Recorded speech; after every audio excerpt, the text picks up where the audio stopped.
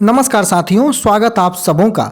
आपने देखा होगा मैंने लिखा है मेरिट से बाहर हो जाएंगे मेरिट वाले आधे लोग। अब मैं ऐसा क्यों बोल रहा हूँ? कई लोगों को आपको पता है कि मैं जो भी बात कहने वाला हूँ बहुत इम्पोर्टेंट होगी, लेकिन अंत तक अगर आप नहीं देखेंगे तो आपको समझ में ही नहीं आएगी कि मैं क्या कहने वाला हूँ। और जिस प्रकार से लोगों ने जो वादे करने शुरू किए हैं कि हम 5054 ये हमारी सीट है, ये उनकी खैराती सीट है और इन सीटों पर कोई और आ ही नहीं सकता, तो मैं आपको बता दूं आधे से अधिक लोग जो हैं इन सीटों से बाहर हो जाने वाले हैं। और ये मैं केवल मेरिट के लिए नहीं कह रहा हूँ, मैं पूरे क्वालिफाई में कह रहा हूँ कि कैसे 110, 120, 100 जो नंबर ला करके आज ये सोच रहे होंगे कि बहाली सिर्फ मेरी स्टेट अंक से हो जाएगी, उनके लिए तो यह वीडियो बहुत ही महत्वपूर्ण है। सो कॉल्ड मेरिट और अर्थहीन मेरिट के नाम पर चिल्लाने वाले और चंदा मांगने वाले लोगों को यह वीडियो बहुत महत्वपूर्ण है देखना, खास करके प्रोफेशनल ठग जो कि बहाली फंसाने के नाम पर सचिवालय में अब उल जुलूल आवेदन देना जो उन्होंने शुरू किया है, उनके लिए भी यह वीडियो बहुत महत्वपूर्ण है। सीधे टॉपिक पर आते हैं बिना वक्त गंवाए। स्क्रीन पर आपके दिख रहा होगा छठे चरण के अंतर्गत जिला परिषद जहानाबाद की ये आपको मेरिट लिस्ट दिख रही है। माध्यमिक शिक्षक नियोजन, विषय सामाजिक विज्ञान, आप यहाँ स्क्रीन पर देख सकते हैं। अब सवाल है कि मैं यहाँ पर क्यों दिखा रहा हूँ इस चीज़ को, आप पूरा देखिएगा, आपको इसी वीडियो में समझ में आ जाएगा। रिक्ति कितनी है? एक। यूआर की, यूआरएफ एक, ईबीसी की कोई नहीं, ईबीसीएफ कोई नहीं, बीसी की एक रिक्तियाँ, टोटल कुल मात्र 4 रिक्तियाँ हैं। और उन 4 रिक्तियों में आप अगर देखेंगे तो ये 20 पन्ने का बड़ा सा आवेदन आपको दिख रहा होगा, जिसमें लिस्ट कैंडिडेटों के हैं पूरे बखान के साथ कि क्या नाम है, क्या कैटेगरी है, तमाम बिंदुओं पर हम लोग चर्चा करेंगे। तो ये 20 पन्नों का आवेदन। जहानाबाद जो है कोई बड़ा डिस्ट्रिक्ट भी नहीं है, छोटा सा आपको एक जिला है जहानाबाद। ये मैं दरभंगा, पटना इत्यादि जगहों की बात नहीं कर रहा हूँ, बहुत छोटे से जिले की बात कर रहा हूँ जहाँ पर लोग अप्लाई बहुत कम करते हैं। जैसे दरभंगा है, 4-4 हज़ार लोग अप्लाई करते हैं, 5-5 हज़ार लोग पटना में अप्लाई करते हैं। तो ये मैं एक छोटे से जगह पर जहाँ पर कम संख्या होती है अप्लाई करने वालों की, उसको लेकर के समझाने का प्रयास कर रहा हूँ।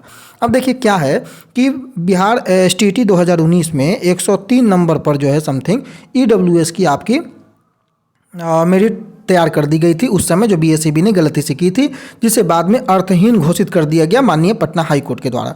तो 103 में EWS, 106 के समथिंग जो है वो BC कैटेगरी की थी, और जनरल 111 के आसपास की जो है वो UR यानी कि जनरल के मेरिट को घोषित किया गया था, जिसे माननीय पटना हाई कोर्ट ने सो कॉल्ड मेरिट, अर्थहीन मेरिट करार दिया।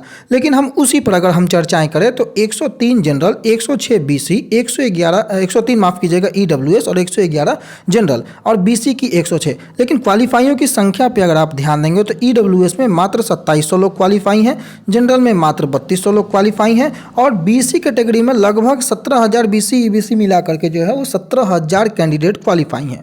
तो इतनी संख्या अगर भीड़ है और उनका कट ऑफ कितना है, मैक्सिमम जो है वो 106 तक BC कैटेगरी में मेरिट में ले लिए गए हैं। इसके से नीचे वाले को BSEB ने जो गलती की थी यानी कि नॉट इन मेरिट में रख दिया था, बाद में पटना हाई कोर्ट ने दोनों को इक्वल मानते हुए क्वालिफाई घोषित किया है। अब देखिए ये छठे चरण का डाटा है, मैं अभी 7वें चरण के अंतर्गत बात ही नहीं कर रहा हूँ, क्योंकि छठे चरण में 2011 वाले STT क्वालिफाई हैं, वो अपीयर हुए थे, और अब 2011 वाले आपको 7वें चरण में भी आने वाले हैं। और सामाजिक विज्ञान महत्वपूर्ण इसलिए हो जाता है कि तकरीबन 3 से 4 हज़ार की भीड़ यहाँ से आ रही है। सीटें 5054 का दम्भ भरने वाले हैं कि जो 5054 हम ले के रहेंगे, वही कहा करते थे कि 30,675 से 30,676 नहीं करेंगे। अब 30,000 की बात नहीं करते हैं, अब अपने 5,000 पे आ गए हैं, और कुछ दिन और इंतजार कीजिए, वो कहेंगे कि सिर्फ मैं अपनी एक सीट पर किसी को नहीं आने दूंगा, बाकी से मुझे कोई मतलब नहीं है।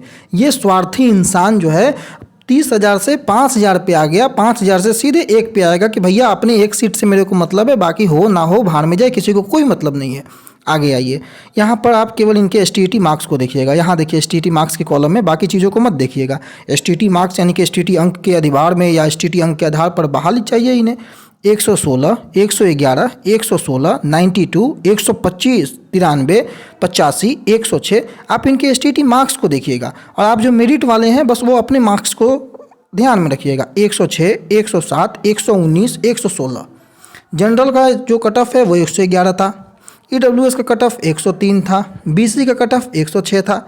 यानी कि अगर STT अंक के आधार पर बहाली होती है भैया, तो इतने लोग जो यहाँ बचे पड़े हैं, नीचे तक डाटा है, आप डाटा देख सकते हैं, नीचे तक डाटा यहाँ पर आप देखिए, ऐसा नहीं है कि केवल वहीं तक था। 101, 127, 107, 111, 122, 115, क्या होगा 103 वाले का? ये 122 के आगे, 127 के आगे 103, 106 क्या करेंगे? कहाँ जाएंगे? इन मेरिट को कौन बचाएगा? आपकी तो 110 है, आप तो EWS कैटेगरी में हैं, आपको पता है कि आपकी हो जाएगी। संख्या आपकी मात्र 2700 क्वालिफाइयों की है, मात्र 2700। लेकिन ये जो BC कैटेगरी, जो ज़्यादा संख्या है BC की, ये BC कैटेगरी वाले, EBC वाले कहाँ जाएंगे? इनका जवाब कौन देगा? जो 106 ला करके BC में मेरिट में है, वो बाहर होंगे तो उनको कौन बचाने आएगा? आप तो अपनी चंदा चोरी में मस्त हैं। आपको तो सिर्फ अब 30,675 की आपने बहाली करवा ली, अब आप बहाली करवा रहे हैं 5,054 की। अब कुछ दिन के बाद मैं आपको दावे के साथ कह रहा हूँ, ये कहेंगे कि भैया मेरे को एक सीट से मतलब है, मेरे को और कोई सीट से मतलब नहीं है। तो जवाब ये दीजिए ना कि इन लोगों को कैसे बाहर कीजिएगा। नीचे तक का डाटा है, देखते जाइए। ये तीसरा पन्ना आ गया, तीसरे पन्ने में भी आप STT मार्क्स देखिए, 118, 112, 105, 104। तो इसका जवाब कौन देगा कि STT अंक पे अगर बहाली हो जाती है, जैसा कि आप मांग कर रहे हैं, आप यात्रा निकाल रहे हैं, तो आधे से अधिक तो मेरिट वाले बाहर होने तय हो जाएंगे। इसमें तो कोई डाउट ही नहीं है। आप छोड़ दीजिए क्वालिफाइयों का क्या हाल होगा। आपके अनुसार वो बाहर अगर हैं तो उनको बाहर रहने दीजिए भी अगर, तो ये जो अंदर आपके अनुसार है मेरिट वाले, सो कॉल्ड मेरिट, अर्थहीन मेरिट, जो कि पटना हाई कोर्ट से 1 नहीं 2 नहीं 3, सिंगल बेंच नहीं डबल बेंच, रीट नहीं PIL, हर चीज़ में जब आपके मेरिट को अर्थहीन घोषित कर दिया गया, अब उस अर्थहीन को बाहर होने से कौन बचाएगा? आपकी तो मांग है। अब आप तय करें जो इस वीडियो को देख रहे हैं कि क्या मैं सही बोल रहा हूँ, यानी मैं तो डाटा के साथ बात कर रहा हूँ। कैसे बाहर करेंगे?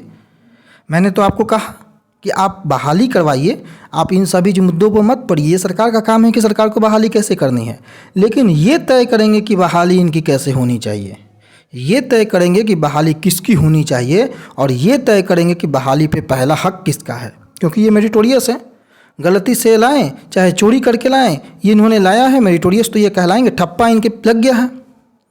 बाकी दोस्तों, आपको ये तय करना है कि वास्तविकता में कौन सही है, कौन आपकी बहाली को सुचारू रूप से करवाने के लिए आगे बढ़ रहा है, या कौन बहाली को अटकाने के लिए आगे। अब आप बताइए ना कि जो ये तो बाकी सभी लोगों के गर्दन पर तलवारें लटकाया है ना, जिन लोगों ने 80 नंबर लाया है या जिन लोगों ने 120 नंबर लाया है।